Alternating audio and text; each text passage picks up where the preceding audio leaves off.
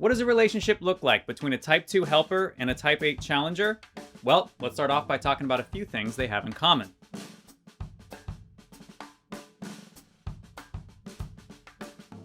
The Enneagram 2-8 relationship is often referred to as the traditional or cliche image of a mother and a father. The mom, of course, being the sweet and supportive 2, while the dad is the strong and authoritative 8. Now, that comparison may be harmless for many couples out there, but I personally believe it's a very surface level analogy that prevents a ton of men from feeling like it's okay to be a 2 and a ton of women from feeling like it's okay to be an 8. It also prevents a lot of people from thinking about the many things these types have in common, because they're often painted in such polar opposite lights. Speaking of which, an often ignored Enneagram theory that connects the 2 and the 8 is what's known as their dominant affect. Now, if you know about object relations theory, or if you've studied childhood psychology, then you're probably very familiar with this general concept. But as far as the Enneagram goes, this triadic system groups each type into one of 3 affects that is heavily influenced by their childhood experience and the relationship to their parental figures or primary caregivers. 2s, 8s, and 5s are all rejected types within the dominant affects, which means they struggle with this belief that they'll be rejected by the people they love most.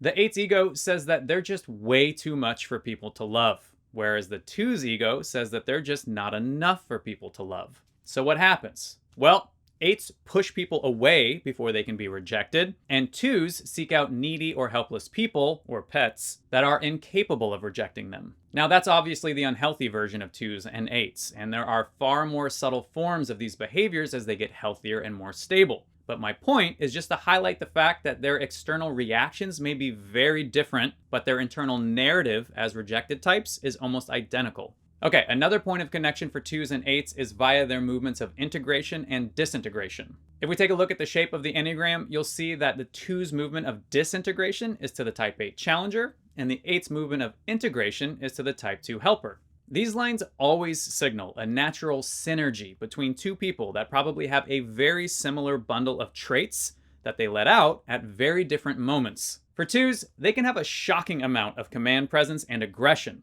like an 8, when they feel stressed, insecure, or tapped out of playing the humble servant. Conversely, 8s can be super generous and surprisingly hungry for the affirming attention of the people they love when they feel secure, like a 2. Lastly, both 2s and 8s have a strong desire to do what they feel is necessary, and a keen awareness of the strengths and weaknesses in the people around them. Now, 8s typically try to eradicate that weakness, while 2s try to love on it, but at the end of the day, both types have a huge soft spot for those in need, and will focus their relentless energy on having some kind of positive impact on their friends and family. Okay, that's a nice glimpse into a few of the shared traits for 2s and 8s. Time now to zoom in on what specifically attracts the Type 2 helper to the Type 8 challenger, and vice versa.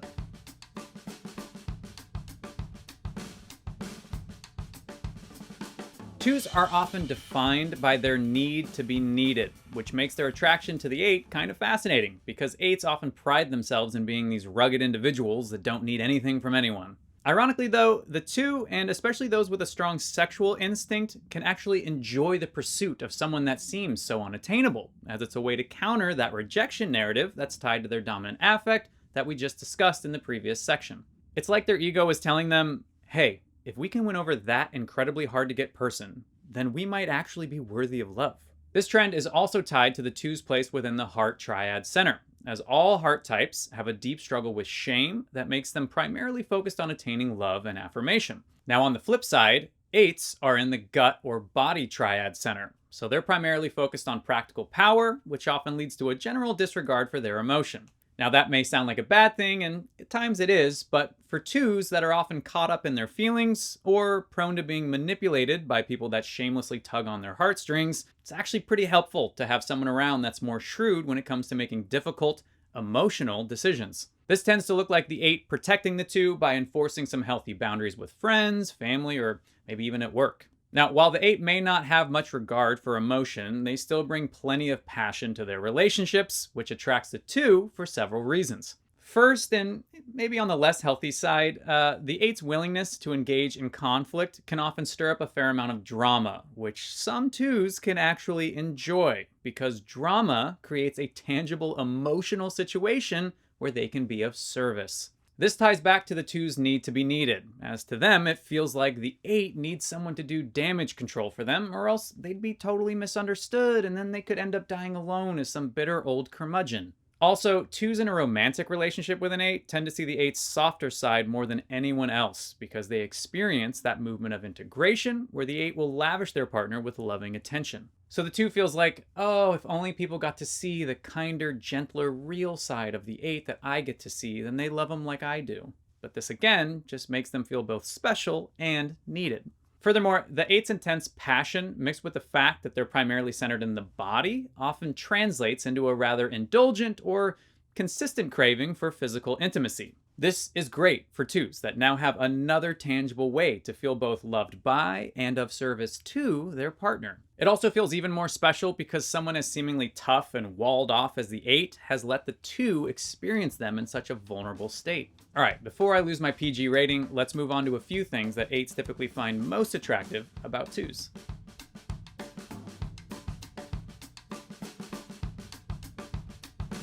If 8's hate one thing in a relationship, it's a power struggle.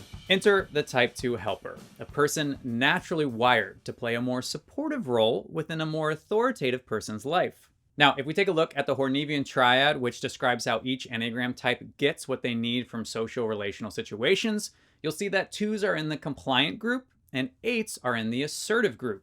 Generally speaking, this means that 2's prefer to follow the rules to get the love and affirmation they need, whereas 8's prefer to either create or break the rules to get the freedom and control that they need. In relationships, the 2's more compliant, highly collaborative nature makes the 8 feel at ease, knowing that their leadership is not just accepted, but honestly kind of preferred by their partner.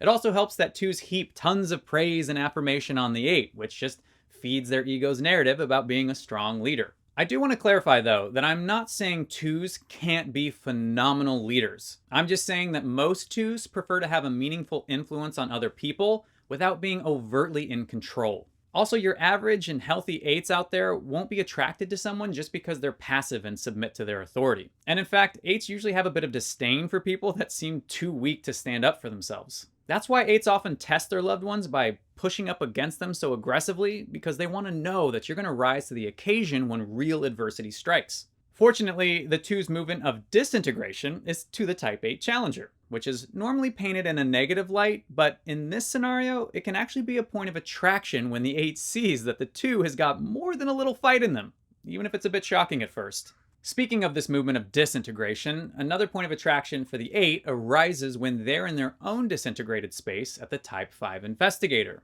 Interestingly enough, 2's wind up with 5's just about as often as they wind up with 8's, so they seem naturally wired to handle whatever emotional state the 8 is in that day. Now, in this disintegrated space, the stressed out, insecure, or just overworked 8 tends to isolate and can get very defensive. This is where the 8 becomes a professional at pushing people away, and only the most patient and forgiving people can withstand the barrage of antisocial aggression that comes their way. Enter, again, the Type 2 helper, a person naturally wired to love on those who seem otherwise unlovable in their current state. The 2's ability to keep washing over the 8 with loving attention despite all their bristly behavior seems to prove how truly committed they are to the relationship. And that's perhaps the greatest point of attraction for the Type 8 challenger, as they learn from the 2 that their overemphasis on self-reliance has actually prevented them from experiencing the kind of love and loyalty that they crave so deeply. Okay, now that we got the good stuff out of the way, it's time to talk about what conflict can look like between 2's and 8's. Hey there, friend. Looks like you're a little more than halfway through this Enneagram relationship episode, which means it's a great time to not only watch this fancy little neon graphic float off into the distance, but to hit those like and subscribe buttons, you know? You know what I mean? You know those buttons that are sitting right there? Don't be coy, you know where they are. You know, if you're feeling non-committal, you can just hit the like button. It's still really helpful. Okay, let's get back to it.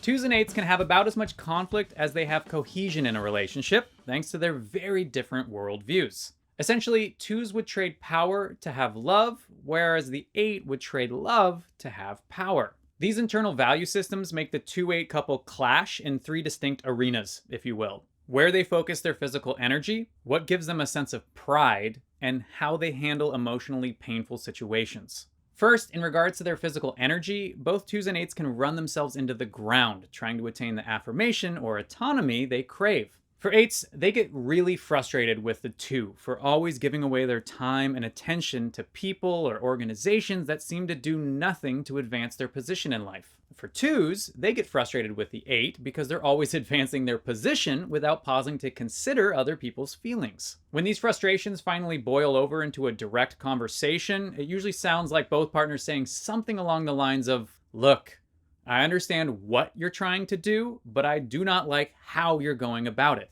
This disagreement is typically the first shot fired at each other's sense of pride, as both people firmly believe in their bones that they are doing the right thing. Ironically, part of what makes this couple so strong together is this resilient, often stubborn desire to act on what they feel is right. 8s just feel it on a primal or gut level, whereas 2s feel it on a more sentimental or emotional level. This leads 2s to feel like they have the moral high ground, while 8s feel like they have the more pragmatic high ground. The problem is, these competing narratives make it really difficult to align on all sorts of hot topics, like whether or not to lend money to a relative, or how much to punish a child, or is it okay to be friends with an ex? Now, as major disagreements become more frequent for this couple, they start to cope with the loss of intimacy in very different ways. Now, if we take a look at the harmonic triad, which describes the general way each Enneagram type deals with painful situations, then you'll see that 8s are in the reactive group, while 2s are in the positive outlook group. Reactive types tend to need space for their authentic and often unfiltered emotional reactions as a way to sort of vent their pain. Positive outlook types, on the other hand, want to remain upbeat at all times, and so they focus their attention on things that can bring them joy or can numb the pain of whatever's gone wrong. So as conflict worsens in this relationship, the 2 downplays the 8's increasingly volatile reactions, while the 8 attacks the 2 for being fake or delusional with their constant positivity. Ultimately, the big red flag for this couple looks like the 2 finally snapping under the weight of the 8's aggression, and as you may recall, the 2's movement of disintegration is to the Type 8 challenger. And once the 2 has finally lashed out, the 8's fear of betrayal is now triggered, and their suspicion that the 2 was hiding their real feelings all along has now been confirmed. The 8 now has justification for all their harsh treatment of the 2, and then round and round they go with no one thinking they're in the wrong.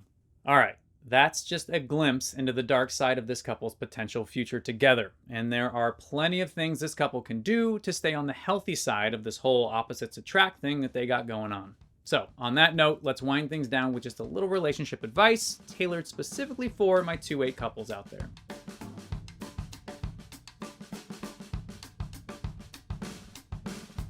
My first piece of advice for the 2-8 couple is a reference to the harmonic triad that we just discussed a moment ago. Essentially, these partners would do well to switch places. So 8s should practice leaning into the more lighthearted optimism of the positive outlook group, while 2s should practice leaning into the more authentic emotional expression of the reactive group. I know this is like asking the 8 to dump a bunch of sugar in their coffee and then asking the 2 to put whiskey in theirs, but this practice really is a great first step towards decreasing friction and increasing empathy between 2 people that have such different perspectives.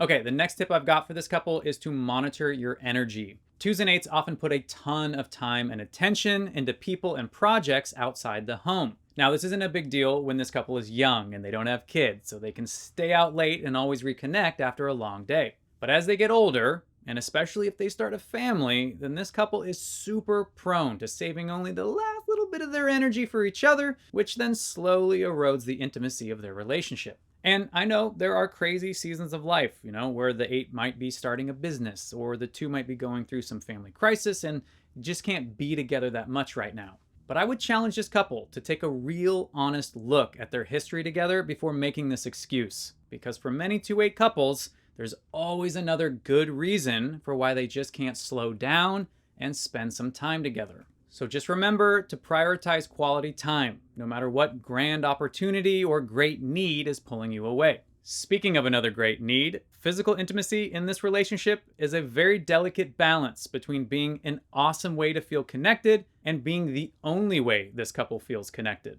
So just make sure that sex isn't the only time the 2 feels needed or the only time the 8 feels present and passionate about the relationship. Okay, my last piece of advice is just for the 8s out there, and it's to invest in what the 2 loves. 8s are so clear and so persistent about doing what they want that the 2 is often unintentionally sidelined when it comes to sharing their passions with the 8. So while the 2 should definitely learn to speak up, the 8 holds a lot of power when it comes to making sure this relationship doesn't turn into a one-way street between a constant giver and a constant taker. All right, that's plenty of advice for now, which means it's time to wrap things up, as we always do, with the scientifically vetted, 100% accuracy guaranteed YGAT relationship rating system.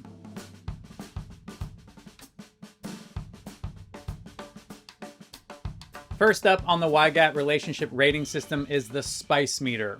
Now, every relationship with an 8 has got to be at least medium spice. And since the 2's movement of disintegration is to the Type 8 challenger, you could basically have a quasi version of 2 8s in the same room at the same time. And it's for those moments that I'm going to dial this couple up just a notch or 2 past medium spice, right around that 7 mark.